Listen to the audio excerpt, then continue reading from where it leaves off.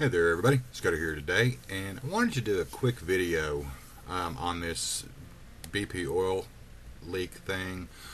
I have seen 100 or better comments on different videos throughout this whole thing where people are saying that the oil situation is the second trumpet of Revelations.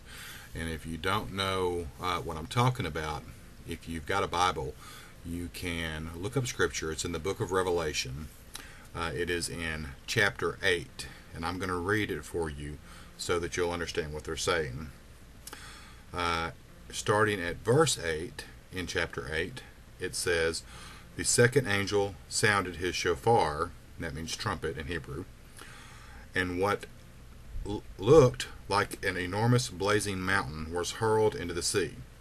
A third of the sea turned to blood, a third of the living creatures in the sea died, and a third of the ships were destroyed."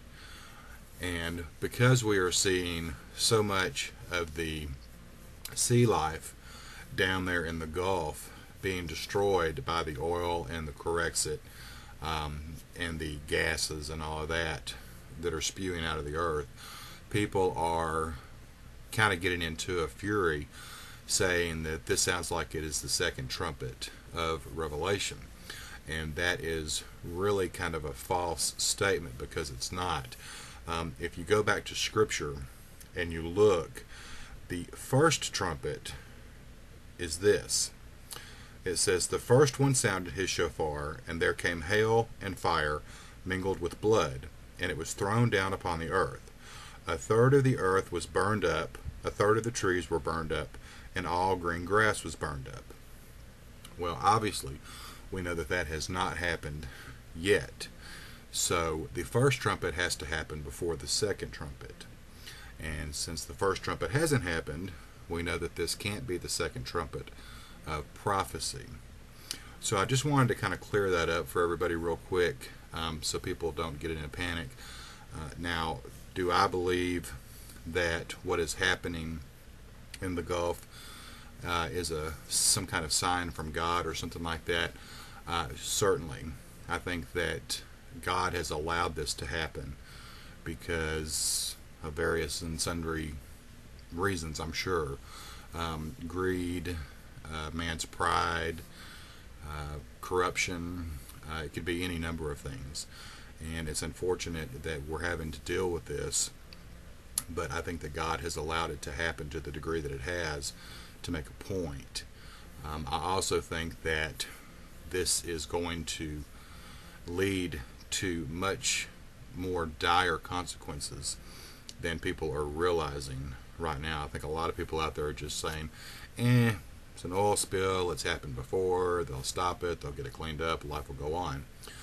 I get the feeling that this is going to be a different scenario this time.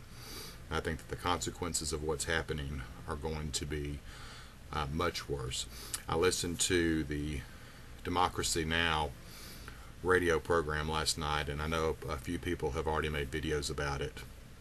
And it was interviewing one of the whistleblowers from the EPA, talking about the corexit, which is the dispersant that is being used in the Gulf. If I get a chance, if I can remember, I'll go ahead and link that down below in the description section. You can read the article that was out of the Dallas Examiner, and in that article there is a link where you can download the MP3 of the radio program and listen to it.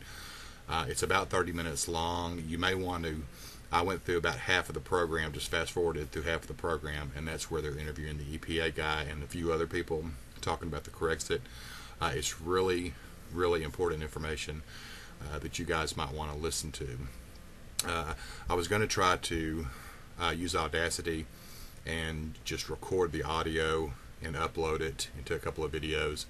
Not sure if I'll get a chance to do that or not, because I've got a pretty busy day today. So, but if at any case, listen to that interview because it is very important. It gives a lot of good information about what's happening with the chemicals down there and how that's affecting the wildlife and human life. So, anyway, we may we'll come back maybe and do some more study on this. I've got a couple of ideas of some things that I want to do where prophecy is concerned, and some video topics where all of this is concerned.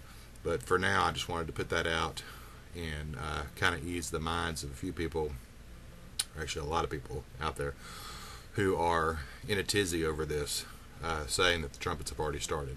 Trumpets have not started.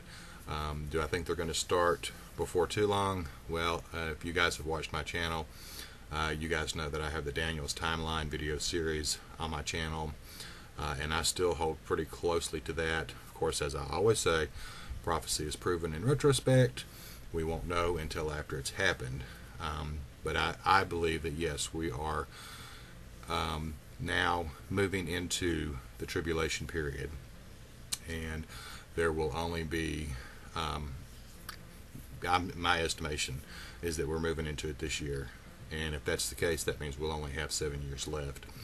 And if that is truly the case, I certainly hope that you guys have started to reevaluate your life, your beliefs, your priorities, and I hope that you are getting your hearts right with the Lord, that you are seeking Him.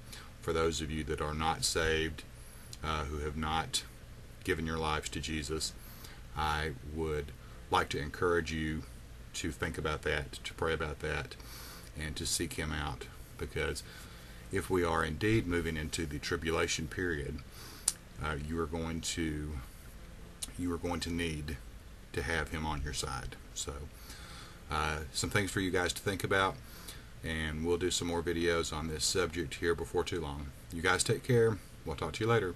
God bless you. Bye bye for now.